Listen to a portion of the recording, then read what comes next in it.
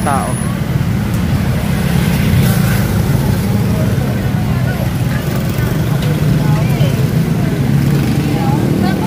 Andun yung pwesto namin sa loob. EMF dyan. So medyo maraming tao ngayon kung napapansin nyo. Medyo marami na naglalakad sa labas. So okay.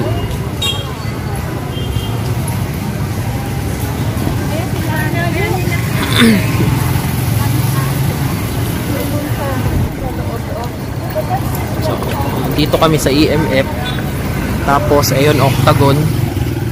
Dito ay TMT. Tapos ayun yung SD Igpay Mall, yung sa baba nun, yun yung may tindahan. Dito pag pumasok ka diyan, makikita mo naman diyan Bagpi at saka Maswerte. So medyo marami kasing naglalakad na ngayon kumpara nung mga nakaraang linggo. So marami-rami na pati sa loob, may maraming tao na sa loob.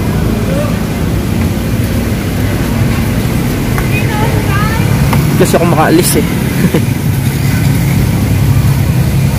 bawal pumarada rito pero pwede naman huminto siguro sandali kasi may inaantay ako, yung kapatid ko nasa loob. At ano pa ba,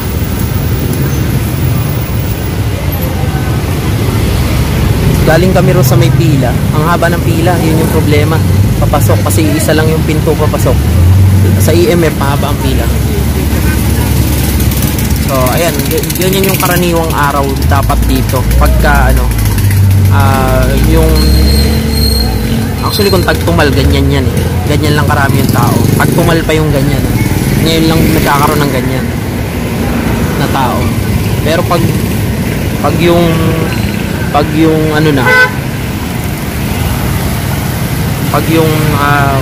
December na, itong kalsada na to napupuno na rin ng tao to, mga naglalakad. Kaya yung sasakyan dito nung nakaraang taon, one-way, pwede lang pumasok. Kaya tayo, naalala ko, pwede pumasok, walang palabas. So one way nga o puro palabas, nakalimutan ko na basta naka one way to that nung nakaraang taon. So sobrang dami ng tao. Itong kalsadang to, yung kabilaan, napupuno ng mga naglalakad. Pero ngayon, kita nyo, malapit na ang December, next week December 1 na, marami na yung tao na yan kung pagbabasihan mo yung mga nakaraang araw. Pero kung pagbabasihan mo naman last year, o konti pa yan, hindi pa ganun kadami. Kung pagbabasihan mo yung mga nakaraang linggo, mas marami na yan kumpara nung mga nakaraang linggo na talagang walang naglalakad dyan. Ngayon unti-unti na siyang dumadami. Kaya lang, sabi nga narinig ko sa paging kanina na maghihigpit na naman ng pagpasok. So bakit maghihigpit? Siguro dahil dumadami na nga ang tao, iniiwasan na magkaroon ng pagkakadikit-dikit.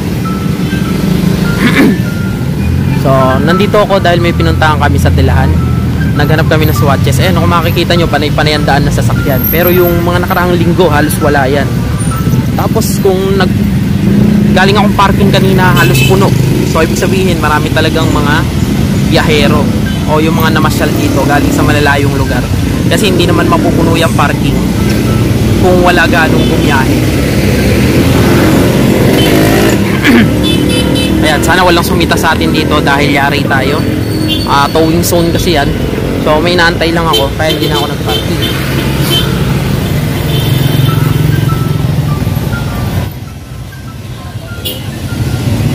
So doon kasi ang exit ng EMF sa kabila. Doon. Tapos doon ang exit. Tapos doon ang entrance sa kabila. Ang layo. Yung TMT, hindi ko alam kung nakikita nyo, pero may mga iilan-ilan na rin naglalakad sa loob. So ito yung pwesto natin. Dito pag pumasok ka dyan sa loob, pang ilan lang tayo? 1, 2, 3, pang-apat mula rito. Kasi usually maraming tao dito pag pumapasok. Kaya lang sarado tong pinaka-gate ng pwesto namin. Ito yung gate. Yan yung gate na yan. At saka itong gate na to. Ito gate yan. Sarado. Kasi nga sumusunod sa protocol. So isa lang yung opening gate at saka isa yung exit. Doon nag-check sa opening. Sa gate opening isa lang. ito na kapatid ko. So, alis na ako. At kami uuwi na. Si mama, ayun. Nagpaalam ka na, uwi na tayo. So, uwi na kami.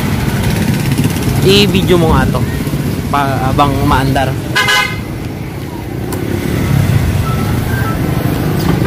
Sabi mo, uwi na tayo. Oo.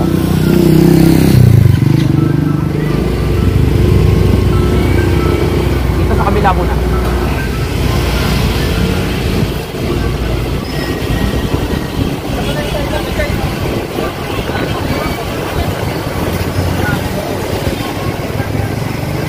Pakita mo yung parking. Sa parking mo ito to.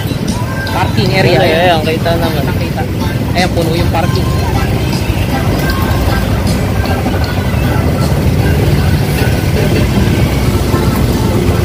Ito naman sa FB5. Ha?